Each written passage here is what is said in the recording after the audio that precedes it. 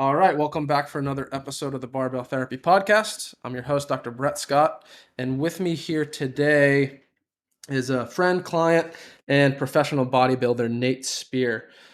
So Nate has won 3 overall New England titles and is now an IFBB pro bodybuilder. He's also a bodybuilding prep coach, and he has 2 sponsorships with HD Muscle and DB Gear. So Nate, thanks for coming on the show. It's a pleasure to have you, and there's a lot I wanted to talk about today as far as kind of the what I would call the dark side of bodybuilding and the things people don't want to hear, or the things that newbies don't necessarily understand. And it takes a lot to become a bodybuilder, especially at your level, and a lot of dedication. And I think a lot of people have this false expectation of what that takes and what it is and what it means and how you have to live your lifestyle and everything else and how you really get into it. So, Nate, thanks for coming on. And just for starters, what got you into bodybuilding and what kind of, how did you get started and how did you really bring it to the next level of becoming a pro? Yeah, man. First, thanks for having me on. It's been a pleasure getting to know you the last couple of years, and always coming down and see you guys. You always take good care of me, so it's cool to be doing this with you too. Um, but yeah, I mean, pretty much. So a lot of people don't really know, or some do. I've talked about it before, but actually, pretty interesting for me. I actually got started a little bit late in bodybuilding at about the age of 26. So a lot of people that I compete with, they started when they're like 18, maybe even like 16. At least working out. So a lot of guys got a little bit started younger. So for me, I started a little bit later because actually, so when I was younger, I was actually battling with drug addiction. So from about the ages to roughly, 16, 17 to about when I started bodybuilding because I actually got sober. So I had a drug addiction history all the way from, I ended up using heroin IV actually for a good probably I'd say 6 7 years. Um, so there's a lot of battles there. I think that's what it's actually made me into the bodybuilder I am today. Some of that kind of stuff. We can touch a little bit on that. But yeah, I mean, pretty much I was battling drug addiction. It went from marijuana to cocaine to ecstasy, and then all of a sudden, like my drug of choice ended up being heroin, which a lot of people we know battle with that kind of stuff. Currently, it's a big epidemic, obviously. So for me, I went into the third rehab actually. So a lot of people know it takes a lot of tries, you know what I mean, to sort of get this thing and face your addiction and sort of get on the other side of things. So they actually brought us to a YMCA and we started working out. And I did just tell immediately. I mean, I lifted weights a little bit, but nothing serious. But I always knew I was like a stronger kid. I felt like I always had the genetics to put on muscle. I had like even when I was like skinny, I had like the cap delts, nice like little abs, whatever. So I could tell like there was something there. Um, so we started lifting weights, and I just progressed much faster than the other guys, and I just really fell in love with it. The way it made me feel. I never really like said I want to be a bodybuilder, but I lifted weights, and I was like, oh man, this makes me feel amazing.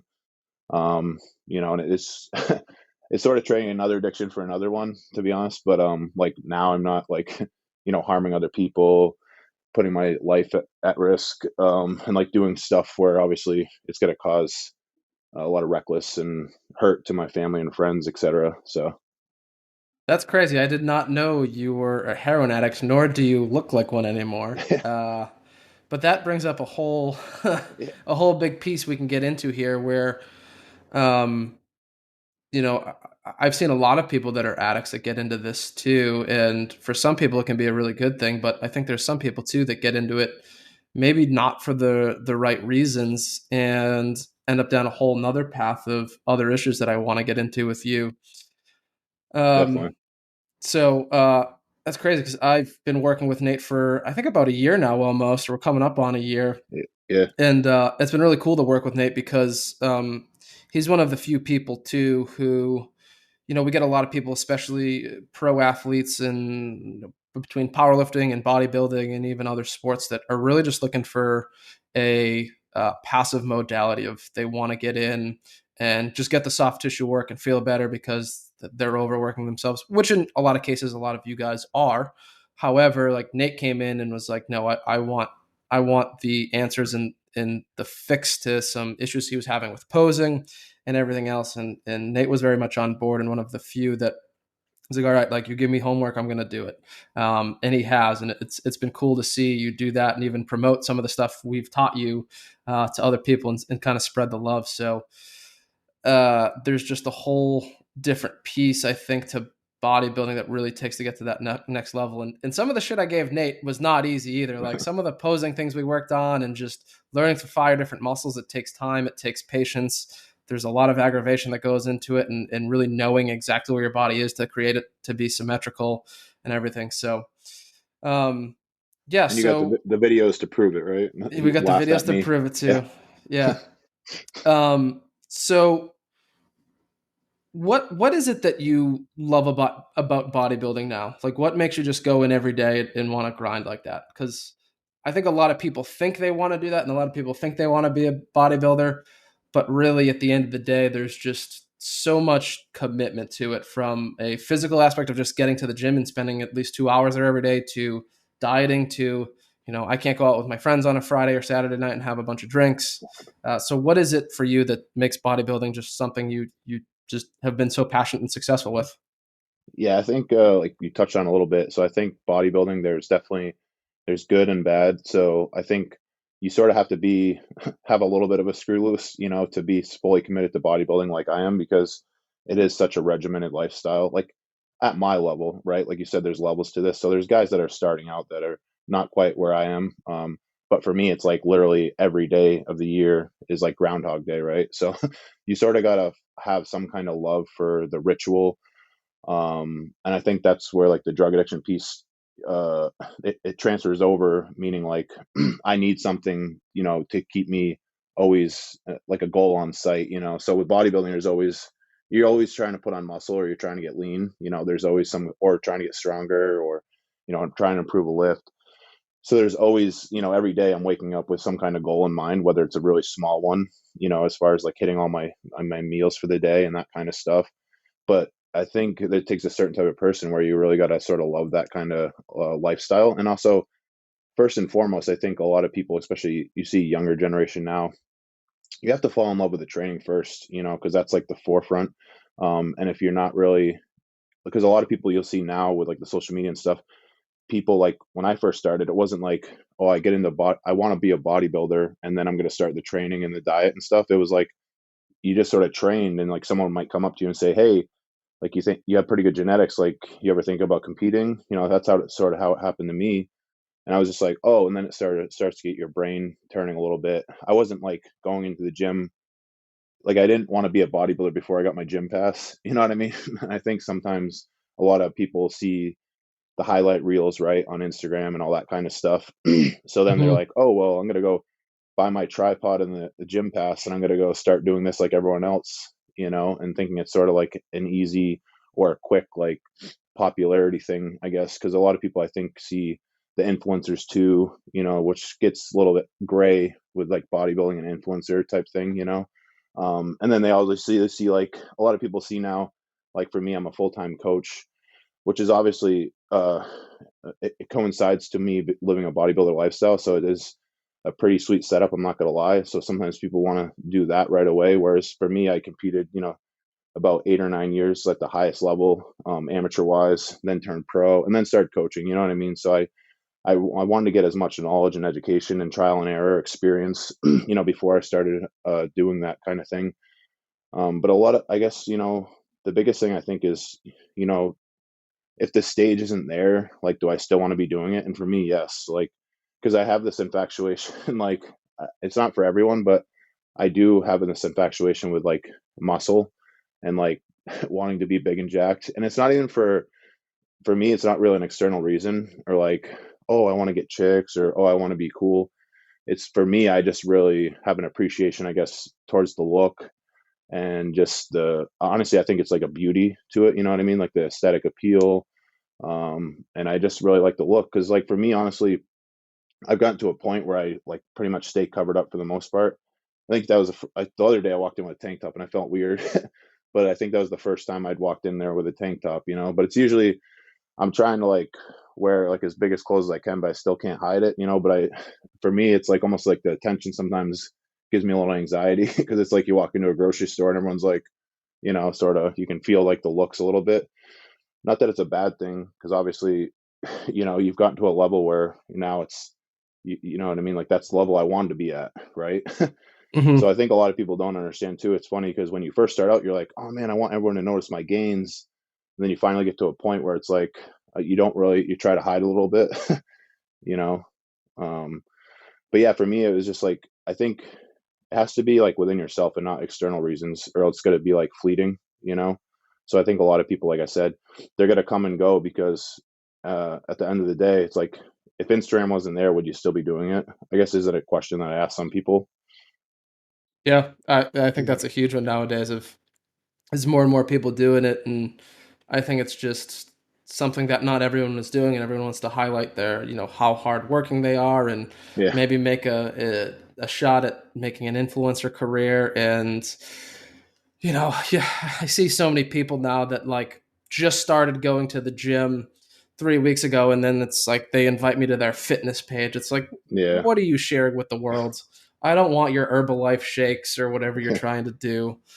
And yeah, there's just so much behind that. But it's interesting you say like you almost don't want to get recognized now. Like why do you think that is? Because I think is you hit the nail on the head with a lot of people want to come in to this thinking like I want to be recognized for my gains and I want to be the biggest guy in the room and this and that. But then all of a sudden it sounds like you're almost on the flip side of that now of like I want to be the biggest guy, but at the same time like I don't want to be noticed for it.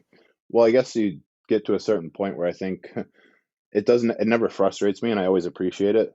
But at some point you get a lot of, hey, how much do you bench? Oh, like you must work out 7 days a week for 4 hours a day. Like sort of like the repetitive sort of comments that like I said, it doesn't bother me, but if I think in my head, I'm like, if I can minimize this, because no matter what, I feel like I'm always going to get some kind of, they're always positive, so I always appreciate it. But it Hmm. goes from like, okay, can I minimize this from like 10 people? Because like if I go into a grocery store with a tank top, it's gonna be like max like times 10. You get what I'm saying? Like the comments or maybe people asking me this and that. So sometimes it just like I know I'm gonna get it regardless, but can I sort of minimize that, I guess? Because sometimes it does get a little overwhelming. Like I said, it's never I'm always comes from a place of gratitude because it's like, wow, like I made it like this far, and obviously like I'm pretty lucky as far as I think a lot of people, because like let's be realistic, bodybuilding is a big genetic game. So I have to have some decent genetics to get to where I'm at. Everyone's not going to look like me, even if they follow exactly myself to what I do to a T. Um, Not to say it's obviously like a lot of hard work and you know what I mean, that kind of stuff. But yeah, I guess just the general public sometimes it gets a little overwhelming. I think too, like some of the questions that you based upon, I think too sometimes bodybuilding does create some kind of, maybe not for everyone, but I definitely have noticed more anxiety the longer I've been doing it, because part of it too is as a bodybuilder you sort of look like a monk. So for me, now that I'm coaching bodybuilding, I'm working at home, right? And I'm going to the gym and the grocery store, and that's pretty much it. I don't really have a whole lot of friends. So I think this also can be related to current times, but the less human interaction you have, I think you're at a place where there can be some kind of social anxiety when you go out into these places, because you're not really accustomed to like human interaction, if that makes sense. Because we're sort of as a bodybuilder at my level, you're sort of like hiding away a little bit. You know what I mean? So like I don't go to parties. I don't do I don't, unless it's like a family event that I like, someone's getting married or something. But I very, um, it's not very regularly I get out and like interact with like a big group of people. So that can create a little anxiety, I think, on itself. Yeah, and Uh, I was actually going to bring up anxiety from a different standpoint, but that does make sense too. And I think a lot of guys at your level are probably in that situation where it's just like it's this piece of just day to day, like you said, it's Groundhog Day, where there's no real change in your day. From it's get up, go to the gym, run some errands, whatever. Then you go home and you like a lot of people now work from home too, so it makes it even Yeah. harder. But I was thinking of anxiety with bodybuilding I've seen this before in a lot of people, and especially younger people, maybe in their late teens, early to mid 20s or whatever, that are getting into this, um, or even just getting into like working out and being more fit, that we can define that as bodybuilding for a minute here, but just start looking at Instagram and they start following, bodybuilding.com and some of these fitness models and everything. And pretty soon, all you're looking at every day is these models and everything that are, perfectly sculpted. And most of them are doing this full time for a living, where most of us don't have that luxury. So I've seen how social media can just like ruin someone's expectation of who they are, what they should be, what their sense of reality is, and they don't actually have a true understanding of who that person or who those people are they're following and what they're doing. Right? So it's like, Yeah. especially I think for the females too, where um, a lot of these fitness influencers and things, and people don't want to hear it, but like a lot of them are on some type of performance enhancing drug. Would Oh yeah. you would you agree? Yeah, definitely. And also too, sometimes there's uh, there's a lot of stuff we can touch on there, but I think one too is sometimes these people are only going to show, like I said, the highlight reel, and they might use pictures from 9 months ago that you don't realize that actually they don't look like that current day. You know what I'm saying? They might not say it's like a throwback or whatever, but they want to live up to this sort of standard that they're presenting to the world. You know what I'm saying? They're not going to show you like, well, I'm actually 20% body fat right now. You know what I mean? Like they might not tell you like the whole story. And especially like at the higher level influencer, they're just going to show like these people literally shoot when they're in the best shape of their life content every day and use that content to keep it on the side. You know what I mean? And they're safe. And then, present that as like every day. You know what I mean? And then also too, it's hard because even a lot of competitive bodybuilders, as you go through this, especially the younger ones, is they compare. They see other people, or they might be. It's not even like comparing to like the influencer with 5 million followers. They're comparing to the local person that's getting ready for the same show, and that person might. It's hard because, like I said, it's a lot of genetics. So someone could be working at it for 5, 6 years. Then you could have this person that they see at the gym. They look really good, and they all of a sudden in a year or two, they blow right past them, and that can be a little disheartening, right? Because you're there doing everything, checking all the boxes, for much more longer time. And then all of a sudden, it's happened to me too in competitive bodybuilding. You'll see some guy freak, come out of nowhere, and you're like, "What? I've been doing this for like 8 or 9 years, and they're better than you because genetics." So that can be really hard too. I think the biggest thing, it's sort of like lame, but it's like you can only really you know be competitive with yourself, right? So it's you versus you, they say, right? I mean, it is sort of lame, but it is true. The better you can get at that, the more at peace you're going to be. Because I've definitely gotten better at it, as far as sort of like appreciating someone's physique, but then not looking too much into it as far as comparing myself. Because I've definitely been there too, where, oh man, this guy's got better quads than me, or better back than me, or whatever, better shape, etc. And especially too, like you were saying, I think females, like I coach females too, and it's very hard sometimes for them to go from being looking amazing at, let's say, 9% body fat or whatever, the female, which is great, looking amazing, and then all of a sudden they finish the show and now they can eat whatever they want. They have no target in sight. So there's definitely a piece of it can be almost like depression. They call it like post-show blues. So you have this big event, you're getting ready for it every day. That's what you're focusing on. Like, I can't wait for the show. I'm looking amazing. It's almost like addicting. It's a little bit of adrenaline, because you're about to get on stage, and then you get on stage, and then it's like all of a sudden everything is over, and it's like there's not that excitement, the chase type feeling, and now your body starts to get back to normal, which is good. But in your eyes, you're like, oh man, I'm fat, I'm soft, even though to the normal person they look amazing, right? So there's Yeah. definitely that piece too. Yeah, and that's almost when like the eating disorders start to come out too, is after the Yeah. show. Of I had a friend who did, I think she did bikini, and one of her like teammates or training partners, she had a major eating disorder where for like her whole 16-week prep, anytime she had any type of craving, it was always like a candy bar, some like non-perishable food item. She'd Mm. go out to the store, buy it, and throw it in her trunk.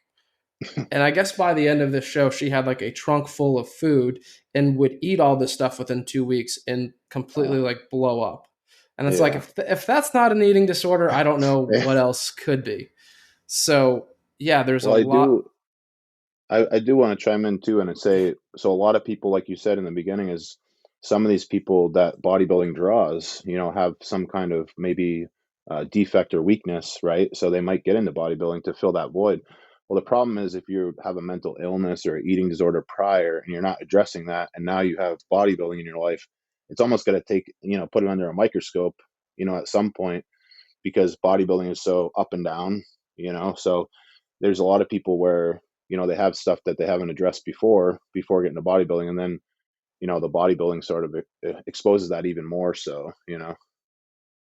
Yeah, absolutely. And and this is something to, I can pose as a question to you too, but uh for someone like you where you were addicted to IV heroin, like that's pretty bad. And most people that are on that path don't live a very long life, where it sounds like you'll probably you've turned it around quite a bit and could end up in a much healthier place. But are there things about your quote, addictive personality that you're dealing with or have dealt with, or you feel like you still need to deal with? Do you think that's helped you in bodybuilding, um, but maybe hurt you in your personal life? Like, what are your thoughts there? So I think that's a little bit like twofold. So one, I think for me, when I got into bodybuilding, I felt like I addressed everything as far as like in my addiction, my past, and sort of like what makes me tick. So I did go through AA, and I was a very big part of that for probably about 4 or 5 years. And I went through the big book, the 12 steps, and that really helped me a lot as far as like, not being secure with myself, not loving myself, all those kind of things, what sort of makes you use, like for me, I think my root of my issue was I just never felt comfortable in my skin. So that's sort of what made me start using drugs, and then obviously just escalated to, where it was. Um, so for me, when I, got sober, I went through and fixed all that stuff. And before I actually started like bodybuilding enhanced, using anabolics, I'd been clean and sober for probably 2 years. So I felt like I had a good foundation, a good, everything was in life was getting back in order, etc. I felt like I had addressed, stuff that made me use. And I changed sort of myself. I didn't just say, I'm just going to put the stuff down and not fix anything. So, because I think it's very hard to sustain sobriety that way. They sort of call it white knuckling or, dry sober, so you're not really fixing any of your issues. You're sort of putting down the stuff, but still behaving with addict behaviors, right? So I think I addressed all that stuff. But then obviously we'll talk about the elephant in the room, using PEDs is, we're talking about health, life, etc. I'd be, ignorant to not say that I know I'm putting my longevity of health and life at risk by using PEDs, by being a certain body weight. So, bodybuilding is not a healthy sport. So, like I think sometimes people see, oh, they look amazing, they must be healthy, but just because someone looks healthy on the outside doesn't mean on the inside they're healthy at all. So, when I understood the risks, when I started using PEDs, and I understood that could take a little bit of life off me. So obviously, there's part of you, someone, looking from the outside would say, well, you're not necessarily, a responsible human being then, right? But bodybuilding has honestly given me like an amazing life that I could never ask for. I don't think it would be possible without bodybuilding. So, for me, sitting in this current day, I really can't look back and say, I'm disappointed about anything. Obviously, if you ask me maybe 20 years and maybe some of my health is at risk, which could be a possibility, then I might, I could change my mind for sure. And obviously, what I said too is being a heavier guy, that obviously puts your health at risk too. So a lot of people don't realize, the heaviest I've been, you saw me like a month or two ago, I was like 285, fasted in the morning. So that's pretty big for 5'10", a lot of muscle mass. So when you carry that much muscle mass, obviously your organs are working harder, your heart can grow a little bit, like in most athletes. And then obviously you throw PEDs in the mix, that's going to obviously put you at high risk. For me, to address anyone listening is I do usually get blood work done 2 to 3 times a year. So usually before a show, I get ready, or after a show, or in the interim of the mix. So I check out all my organ health and that kind of stuff. I did go down to Florida too and get a CT calcium scan, so that shows you any blockage in the heart.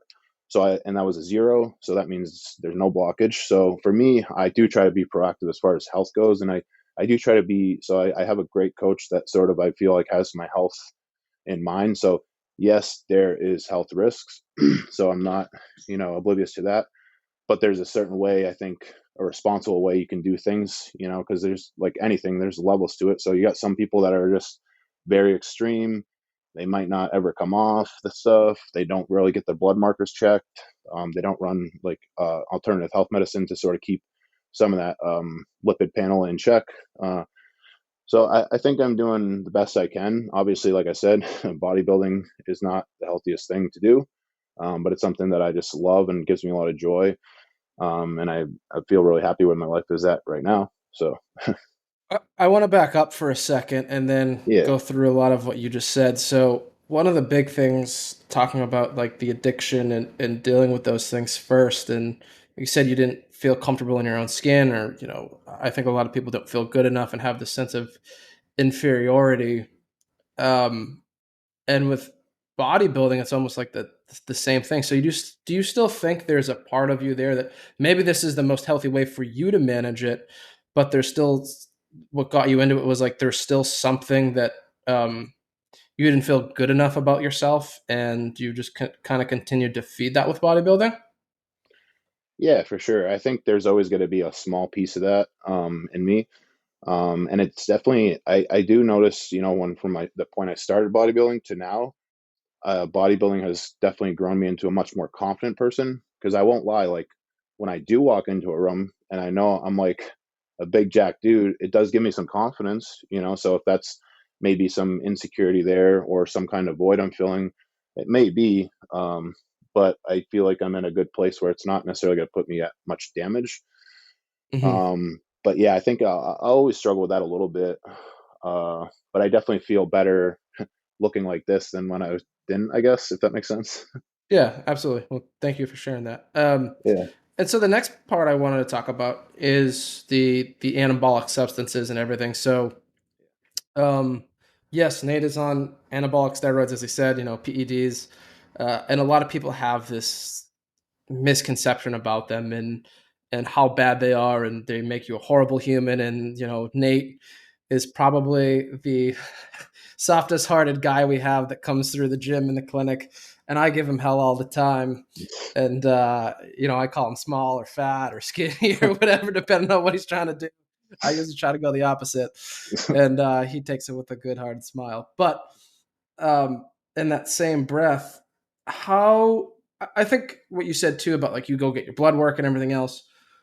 Do you work with a doctor that does this? Because I think for a lot of people out there, especially men, is people don't want to go to the doctor. They don't want to talk about this stuff. They don't want to be open and clear about what they're doing or what they're running. And because I have guys coming to my clinic sometimes, I'm like, all right, this dude's pretty jacked. He's pretty lean. He's got nipples like diamond cutters, and it's just like, all right. I'm like, what are you running for gear? And they're like, what? I'm like, just tell me what you're running for gear. Like, it's going to affect your treatment. Like, if you're running all this stuff and you have horrible soft tissue quality because of it, Yeah. well, that's going to affect the prognosis of how long you're going to be here. And I think even more so in the side of the medical world of blood labs and cardiovascular condition, everything else, that's a whole lot more important. So I just want to know, like, what do you do? Like, are you open with your doctor about this stuff? Are there risks of, health insurance and things like that? Like, how do you navigate this world of this?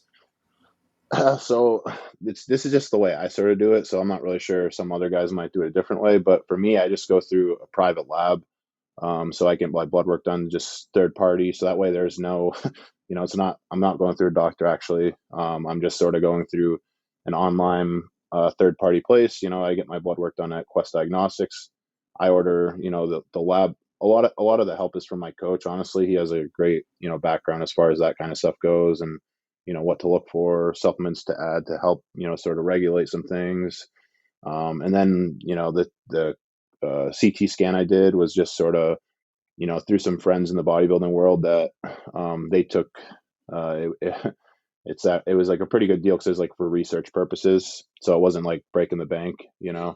So I think obviously, someone might have a little bit better insurance than me, or a doctor that they might. I never really just got good set up with like a good physician or someone that I was able to be open with. I just sort of, did it on my own and used other people that have been in the industry longer than me, to sort of give me their opinion and that kind of stuff. And like I said, my coach has been great as far as I feel really comfortable with like what he knows, and guiding me in the right direction. But it's definitely, yeah. I mean, for me, it's definitely makes me feel a little like at risk to be sort of open with someone, because I get a lot of people that ask me too, that I coach, that, hey, like, should I tell my doctor this and that? And I pretty much tell them to be open with them.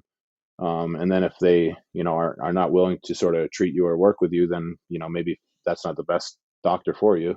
And there's also too, a lot of people, this is also another subject, so we could go off on a tangent, but there's a lot of HRT clinics too that'll sort of are more, I guess, friendly to opposed to using like testosterone and anabolics and that kind of stuff, where they're not really gonna, they know you're gonna do it, so we're gonna sort of help you out the best way we can and guide you in the right direction. And those seem to be pretty popular at the moment and a little bit easier as far as navigating, whereas maybe 10 years ago it was a little bit more, I think the world's getting progressively more progressive as far as, like the cannabis is, legal in Massachusetts now.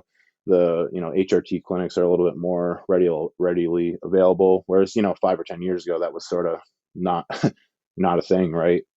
So Yeah, and there's definitely a thing there too about people using testosterone TRT, and it's like there's so many things that testosterone does, and we live in a world now where like there's so many environmental toxins, right? Between one thing is like microwaving your shit in plastic. So guys, like stop microwaving your shit in plastic. Use glass.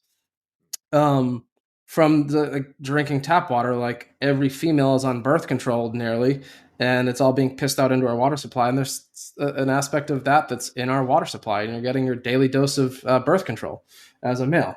Um, just daily stress is higher than ever, and that's ruining us. So we're seeing more and more men get low in testosterone, and people are going to the doctors, and it's like, oh, let's put you in. The symptoms can be anxiety, depression, fatigue, tiredness, whatever, which is all signs of depression and anxiety. But docs are just throwing them on, or primary cares are like, oh, here's some Xanax or some Zoloft or Prozac, whatever, and it's like, um, you know, that's not usually the answer. A lot yeah. of people, I've had plenty of people that come to me that are open about what they're on and why. And it's like, yeah, I was like, I felt like shit. My doctor put me on this.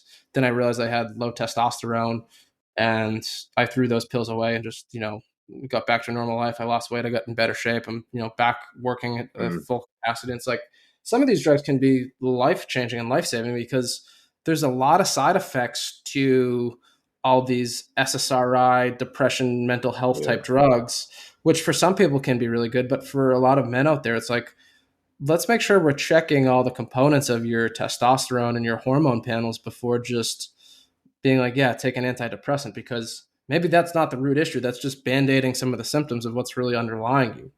And for a lot of people out there, that is the better and healthier answer. And if there's a level of therapeutic use to, a lot more studies are coming out now about testosterone replacement or hormone replacement, being that it is very safe and it doesn't cause any issues. Um, where I think a lot of people think, oh, you're going to have cardiac dysfunction, this and that. When we get into this level of someone like you, where, all right, now we're not in the therapeutic range and we're more Yeah. in the, Superhuman. technically you're in the like abusive Yeah. level of things, of you're out of the normal physiologic range for some of these, anabolic substances probably.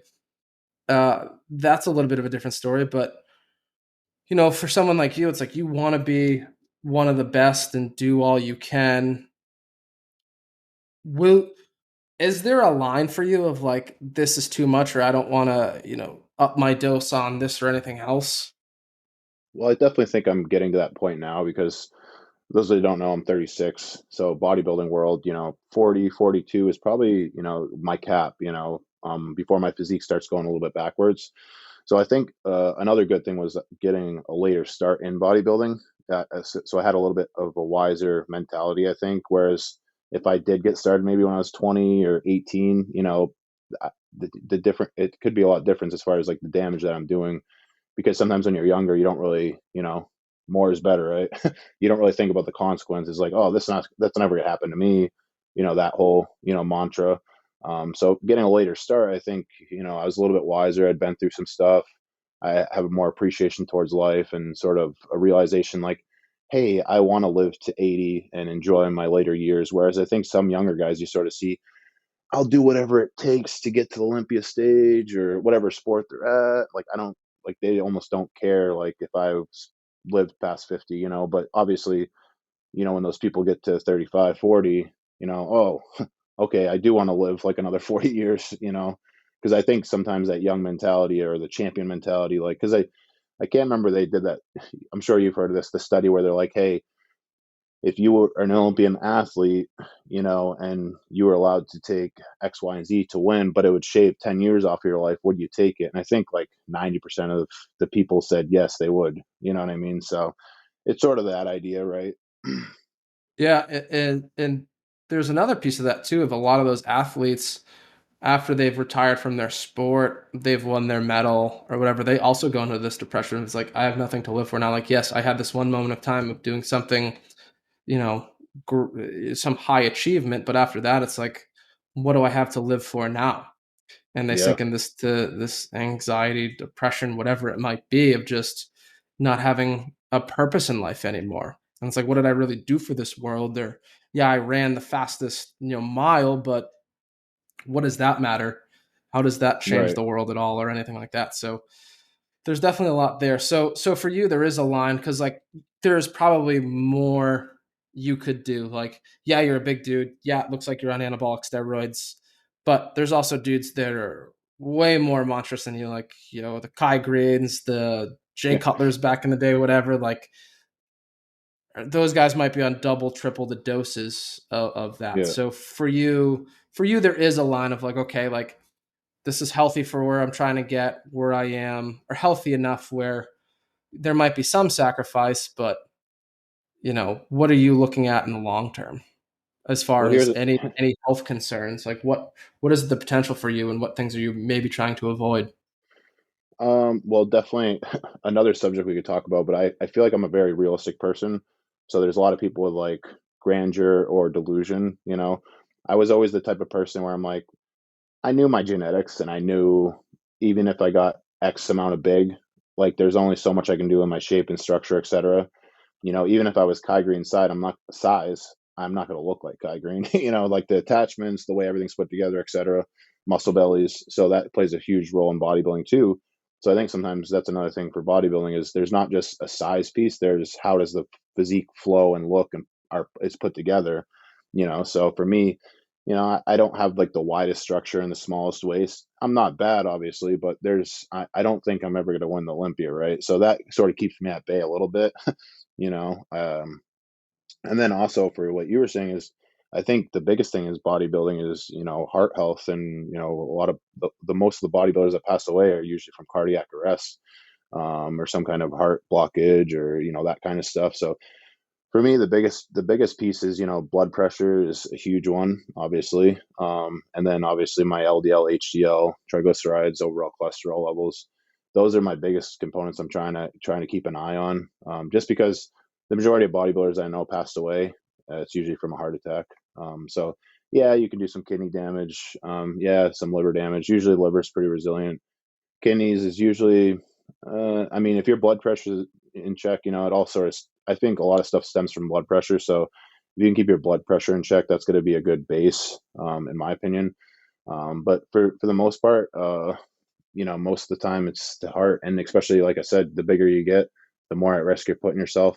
So a lot of guys that have passed away in the past are usually, about 300 pounds, so that's sort of where I'm like, okay, I'm getting a little close to that range, So obviously too, I'm guilty of this, so I would love to say, I do my cardio all the time, but cardio in the off season is huge. So that's obviously going to improve your cardiovascular health, your resting heart rate, how your heart performs, right? So for me, it's definitely I could get better at doing some cardio, but like if I was to recommend to someone, doing cardio, little even hit intervals, something that's going to keep your heart athletic in some sense, is going to do you a lot of service there in the future, I think.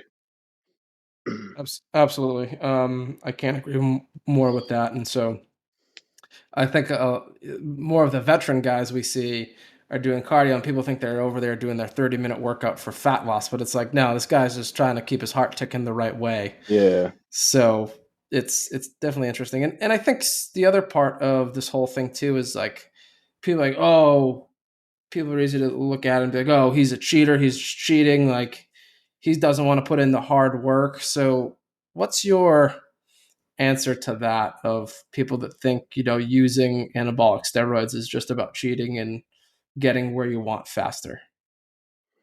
yeah. I mean, it's definitely a touchy subject. I mean, in my opinion, I wish there was some kind of regulation where all sports could use anabolics, because it would just be that much more funner to watch, in my opinion. But obviously, that's a whole nother topic and probably will never happen. But for bodybuilding at least, I mean, I don't really feel like it's cheating, because I feel like everyone's doing it, so it sort of makes it like that regard. And it's the same idea when people were like, "Oh, well, Lance Armstrong's a cheater." Well, I felt like most of the top 10 guys were probably doing the same exact thing he was doing. He just happened to get caught. And that's another thing too, is I think bodybuilding is under a microscope, because it's so noticeable. Like, the guy's on sauce, whereas there might be another athlete that's right doing running or riding a bike, or some kind of other, playing baseball, but you don't look at him and say, "Oh man, that guy must be on the sauce," just because someone might be using something doesn't necessarily mean they're going to be huge and jacked, right? So like the EPOs and stuff like that, like you don't really know, so it's not as quite as in your face. So I think, and also too, that's a little bit more shock value when someone does get caught, right? Oh, what, a guy riding a bike is using, anabolics? I think it's a little bit more like, oh, I didn't realize that. So it's almost makes people feel like ignorant, like, so it's almost like they're put it's almost embarrassing for them, because they're like rooting for the guy, but they had no idea. You know what I mean? Whereas bodybuilding, it's like, I mean, most people should know. If a guy's 250 pounds at 8% body fat, they're probably on something. So, but I never really felt like I was a cheater now. Yeah. It's funny because you bring up cycling, and that's one of the sports. And if anyone's ever watched the documentary Icarus, it's a crazy Oh, documentary about that. But it's like, yeah, I actually have a friend that's quite a competitive cyclist, and he's like, cycling is the worst sport for doping. Like yeah, everyone, even at the amateur level, I guess, like a lot of guys are doing it just to like get the gains, and they're not muscular gains, they're just endurance gains to ride their bike faster and win a race. So it goes for that. Same with baseball. And I think people think that steroids just make your muscles bigger, when really there's a whole host of different drugs out there that have different interactions and effects. So even in like Olympic weightlifting, uh, it's not going to be in the next Olympics apparently because of all the doping issues we've had. But a lot of the guys that are getting popped for it look like they've never even been in the gym before. They're these big burly guys that just, they're big, but they're not muscular. A lot of them are fat and overweight too, and they're clean and jerking, almost 600 pounds or over that sometimes. So it's just this misunderstanding for sure of what it is and what it does, and what you're trying to do with it. So I think people definitely need to keep that in mind, and just realize, in the bodybuilding world, even, uh, I remember playing football in high school, and kids were 16, 17, 18, find out are taking pro hormones from the local nutrition shop. yeah, And I think there's a lot more people in the world. So if you're someone out there that's looking to get into bodybuilding or be more fit or whatever, and you look around like, how is this guy so jacked? It's like, what are the chances he's on something? yeah, I mean, there is the certainty that some people do have good genetics, they're dedicated, and they just have a good physique, and they can maintain that through their 40s and 50s even. But then there's other people, like even myself, like I don't have great genetics. I eat clean 90% of the week. And even on the weekends, like, yeah, I'll go out to a restaurant and have dinner with my girlfriend and we'll have a drink or two, but I don't go crazy. And it's like, I don't have this warrior body. And I used to lift and bodybuild for like 2 hours a day when I was in college. And yeah, I got lean. I got down to like 15% body fat or whatever, but like I just didn't have the muscle mass or the figure to be that genetic freak that has that foundation to be like a real bodybuilder. I Well, think, it's actually but I was just gonna say that's actually funny you say that because it made me think sometimes sometimes people see the biggest, most best bodybuilder and they think they're on the most stuff, which isn't the case. Honestly, sometimes the guys at the amateur level, because they don't have the best genetics, they're almost compensating and using more because they're chasing, you know what I mean? Whereas the guy who has amazing genetics might also have amazing response to anabolics. You know what I'm saying? So sometimes I think sometimes people see that and they say, well, that guy's the biggest, most jacked guy. He must be on the most stuff, which isn't necessarily the case because you got the guys with subpar genetics, but they're sort of have that delusion, like I talked about. So they're almost chasing like more to catch up to those guys that are ahead of them. And I bet you that's the same case in other sports where they use anabolics at the amateur level, like you said with the cycling. You know, they're trying to chase, but there isn't. Even though bodybuilding, I think there's a little more genetic component, there's also genetic component in other sports too, where naturally someone is just going to be naturally gifted. So you got these guys that are sort of in the middle of the pack, you know, trying to catch, you know. So well, yeah, and that's something too where I think Dr. Mike Israetel brings this up a lot, and I think he put out a blog or something about this recently. But he was talking about how, and I've kind of seen this too at all different sports. I've played a lot of sports and been in a lot of different levels of sport and coached through, powerlifting, weightlifting at various levels from newbie to the pro level. And you start to see these guys that are getting to the spot where they're doing pretty well. They're making gains. They start to plateau and they're kind of at the top of where they're going to be, and they'll stay there for a year or two. And then all of a sudden you start to see them like peak again. It's like, okay, what's going on here? And then mm, sometimes they get popped later on. It's like, I think a lot of people will get to this point where it's like, well, I'm not seeing this anymore. So and so is beating me. I got to mm, chase them. What am I going to do? mm, What's the answer? Well, the easier way sometimes can be like, well, let's hop on something yeah, to get me there. And then they get up a level, and then you get into this next division. It's like, well, now I'm at the bottom of this division. Now I got to yeah, get to the next spot. And it's this like addictive behavior of just like of back to that like inferiority of not being where you want to be and not maybe feeling good enough about it, and can just be this downward spiral for people where it's just like, if we just we're okay with where we were, yeah, because it's just a sport. Like there's more to life than just this sometimes, depending on the person. um, there's a whole lot more you can get with just doing things maybe the natural way, but maybe that's not for everyone. The other interesting shift too I had, so I always, when I was like doing bodybuilding and I was younger, I was, in my early 20s or so, uh, or late teens, early 20s, it was like, it was always looking in the mirror. It's like, my abs there, my abs there, every time you go to the bathroom. And then, and it's like, I was never happy with the way my physique was. I always wanted something different. I always wanted to be leaner. I always wanted bigger. Like my delts were flat, whatever. And then, uh, I got into weightlifting. And I had this really big shift when I started talking to a couple of really educated coaches. And I was like, yeah, I want to cut down a weight class. Like, no, like you're a 94 kilo lifter. It's like, what? It's like, that's where your genetics have you. Like that's your frame. That's your builds. That's what you're going to be. And you look at everyone, it's like, yeah, this guy isn't doing well because he's trying to be too light for his weight class. Like he should be mm, up a weight class. Or this person, like maybe they should cut down based on their levers and everything else, or how much body mass they could potentially build. But it really, weightlifting and powerlifting too is the same in that regard. Just shows you like, oh, there's a place for me here, and like this is where I belong. Versus in yeah, bodybuilding, I don't feel like there's as much of that.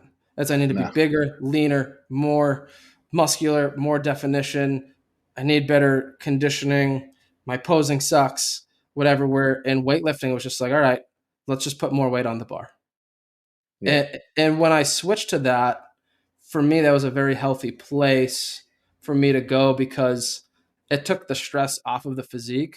Although you can still get and work towards that if you really want to. It depends how far down the weightlifting spectrum you want to go. But I could still be healthy, lift weights, gain muscle, gain mass. And if I just stayed regular with my diet, I could maintain a decent physique for the most part. But it was like just that sense of, no, this is where you belong. Like this is your body type. And Yeah. when you talk to three coaches, and they're like, oh, like, nope, you're a 94 kilo lifter. It was just a Yeah. very different mind shift away from kind of what I've seen with bodybuilders and in the sport of bodybuilding. Would you say there's, because I've never powerlifted or been in that realm, but would you say there's like less of a chase or less of that addictive, like almost like, I feel like you're almost in your own lane more in like powerlifting, and like it almost teaches you more patience. Whereas like bodybuilding, I don't think it's very hard to be patient.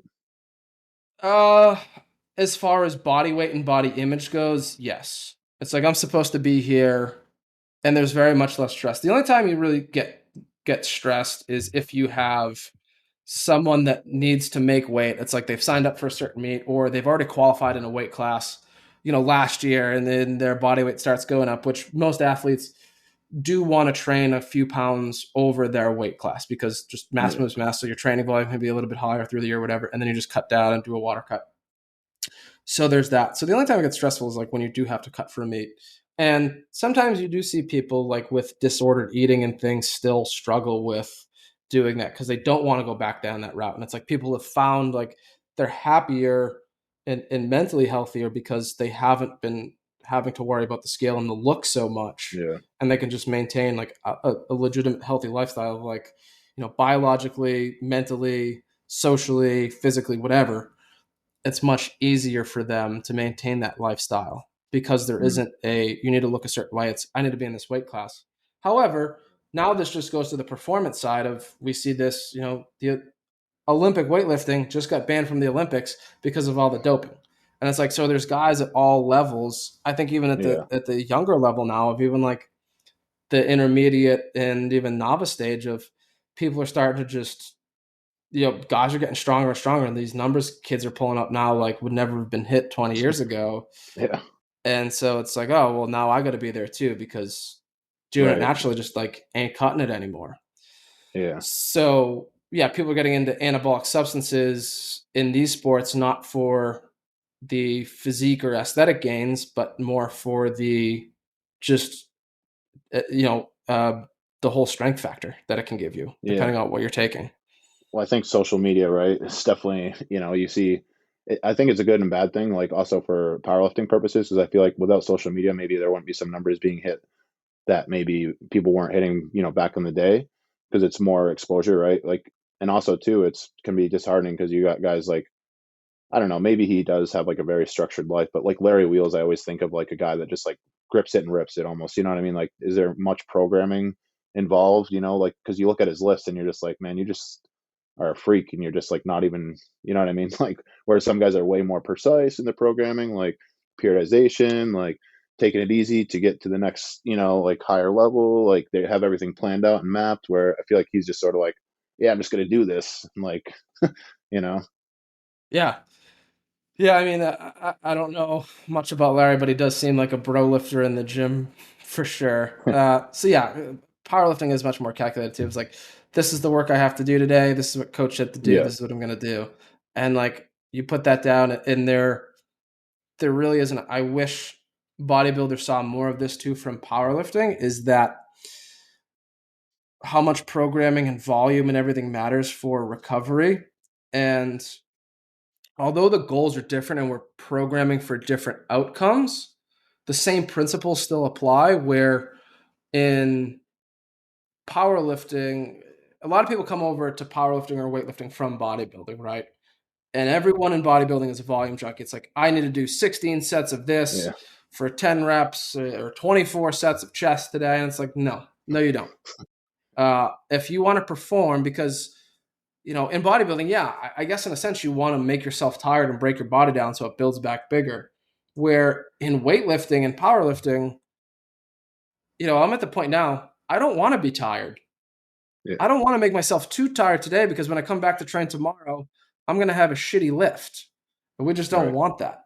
So there is very much a difference. And then it takes a lot of people a while to be like, let's just go down to 4 days a week. And even like, Yeah, you yeah, know, day 3 is going to be super light, and they might not feel like they did anything. And then like they come in for their Saturday workout when their Thursday was like a light one. Like, holy shit, like I felt so strong today. It's like, yeah, yeah, you did. Because you weren't tired and right. you were a better athlete because of it. Where I see a lot of people in the bodybuilding world come to me with rehab issues, and it's like, what are you doing for a program? It's like, oh, I do stuff. It's like, well, I do chest this day, back this day, chest again this day, shoulders. I'm like, okay. Well, like, how many sets you doing? It's like, oh, I'll do a couple sets of this, couple sets of that.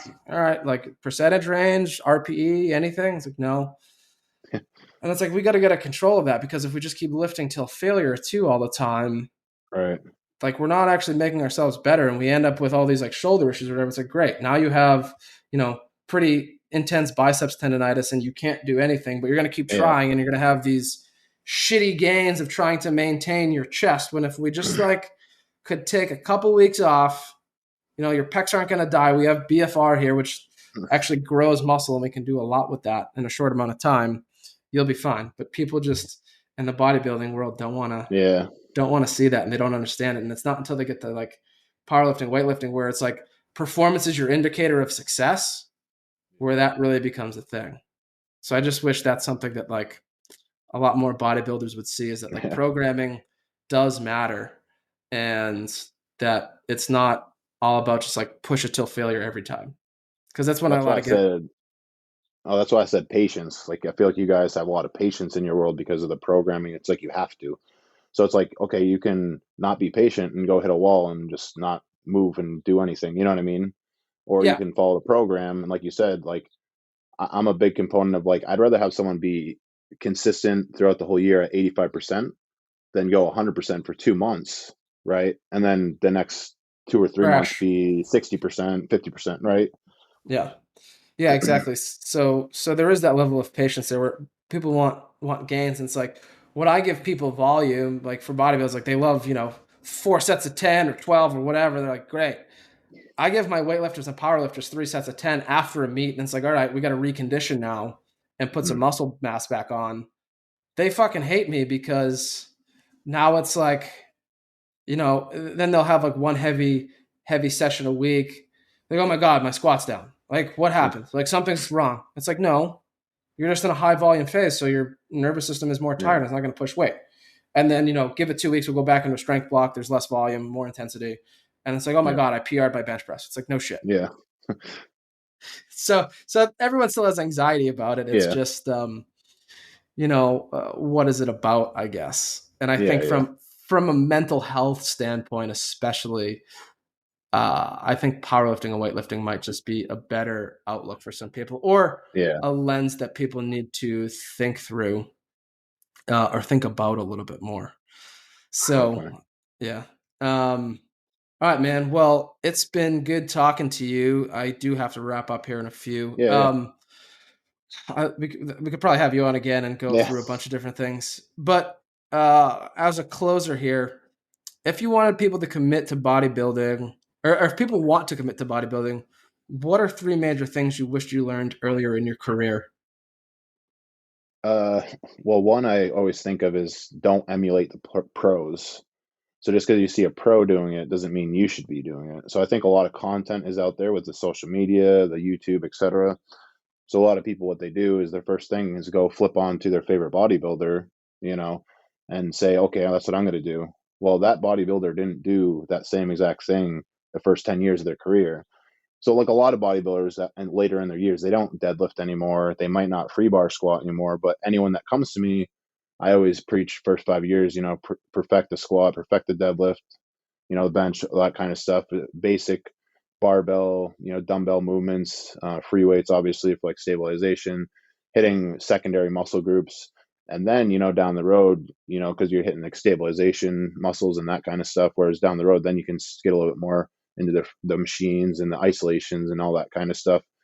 So sometimes you turn on your favorite YouTube channel and, you follow along, but that person might not be telling you what they did to get to where they're at in that moment. So that's one of them. And then, I mean, it's so easy to say, but it's hard to practice. But the patience piece is just huge, because like we were saying, sometimes if you're patient, you're going to get to your goal quicker, so people don't realize that. So like I just said, if someone's at 85% for the whole year and they're consistent, not missing a beat, but they're at 85%, they're going to get far, they're getting to their goal much quicker than, like I said, being at 100% and going balls to the wall for like 2 months, and then, either hurting themselves, burning themselves out mentally, all that kind of stuff. So I look at it as a longevity piece, a patience piece, and sustaining yourself at a good pace, So like you said, a lot of kids will come to you probably, or younger kids, I'm sure you get this. They train 7 days a week, 6 days a week. They're doing, 30 sets for back or whatever. So that's usually my big pieces that I learned too, is as the bigger I got, the better I got, more wisers, less volume. Sometimes less is better, right? So a lot of people get into this and they think that's why they hire someone like me, is sometimes not necessarily that they don't know stuff, is because they need someone to say, okay, you need to like stop pushing so hard and we're going to pull you back. Or you have the other side of the spectrum where someone needs to be pushed, right? So, sometimes people need to learn, for me, one of my best um, attributes that have gotten me so far in bodybuilding, I think, is knowing when to, okay, I can take a week off and I'll be fine. I'll probably get better, you know? So, little stuff like that, whereas, what younger people would be like, what, take a day off from the gym? I'm going to go crazy. I'm going to lose my gains, like that whole thing. So obviously that comes with trial and error and time, sure. But if I can tell someone, to sort of try to tap into that kind of stuff a little earlier on, it'll probably save them some headaches and also probably get them to their goals a little quicker. Uh, you know, Yeah. And I'll just add the one thing I wish bodybuilders learned earlier too is just master the fundamentals. I see a lot of people that are very good power lifters, or not power lifters, bodybuilders that come to me in a whole lot of pain, and we'll just start looking at their technique and their form. It's like, dude, no all wonder. right, Yeah. we gotta reset here. And I think bodybuilders too. So, sometimes it's focusing on the squeeze and the pump or whatever, but you guys go to squat and even bench press and stuff, and it's like, oh man, like if we just did this differently for years before, this would be a Yeah. lot easier to reverse. Like, and there's a lot too if people get into it with their buddies, right? And it's like, all right, yeah, we're gonna Yeah. squat today. It's like, okay, cool. It's like, you do it, and you're like, oh, how am I doing? It's like, oh, yeah, you're doing great. Keep going. Let's put more weight on the bar. And it's Yeah. like, hire a coach. And this is where I say bodybuilders should really look at hiring like a really good, either like Olympic weightlifting or powerlifting coach to nail the technique of the squat and the Mm. deadlift, because there's way too many injuries that come up from just bad habits that someone learned because they weren't taught the right way the first couple times. And then it's just like there's so much more you'll get, and you'll be so much more of a resilient athlete in bodybuilding if you just have your joints in the right position. Because too many of you guys are like chest up, ass Yes. out. You're just you know grinding your hips away with the butt wink and everything else, which sometimes is okay, but when like that's all we know, it Yeah. becomes a big problem later on. It's really hard to correct once we get to a certain level of, well, now we're squatting all this weight. Now we have to keep this weight on the bar. We try to change the technique and it just becomes hard. So I would say master the fundamentals first of, don't be afraid to squat a kettlebell for a Yeah. while and learn positioning and get full hip mobility. Um, but I want to have you back, actually. We could talk a lot about programming, Yeah. and I want to talk about theory and physiology and things like that, Yeah. because I Definitely. I'd think be there's a down. lot of I there's a love lot of talking training too. So yeah, I want to talk more about like the training side of it, and we can have some heated discussion on yeah. differences in training and in health there. So, again, thanks, Nate. And where can people find you? So mostly on Instagram at Nate Spear. And then also my email is nathanspear25@live.com. Anyone wants to reach out for coaching and that kind of stuff. And, or if they just have any questions, shoot me a message. Sure. Yeah, so you're part of a new gym that's actually not far from my gym. So so it's in Tingsboro, correct? Yep. So it's called Reality Training. which is like right off the Tingsboro exit, and we're like I want to say 2 miles down the road from you, so Yeah, works out good. maybe I'll have to come by sometime and we can get a workout in. But Oh, always down. yeah, so um, yeah, Nate is in Tingsboro, Mass, and he's doing some training. He's got a couple athletes that we work with now too, and we have a good time working together. So if you are looking for a bodybuilding coach, Nate's a great guy, and I've heard nothing but good things about him from his athletes as well. That really like his coaching style, his personality, and his personability. Yeah, He's very personable, is what I'm looking for. So Nate's a great guy, and again, thanks for coming on, and we'll be sure to have you back in the future. So thanks, man. of course. For everyone else, we got some more big news coming out next week about some new PTs, maybe a new location, and Oh, a couple other things. So stay tuned for that, and we hope to catch you all next time. Thanks.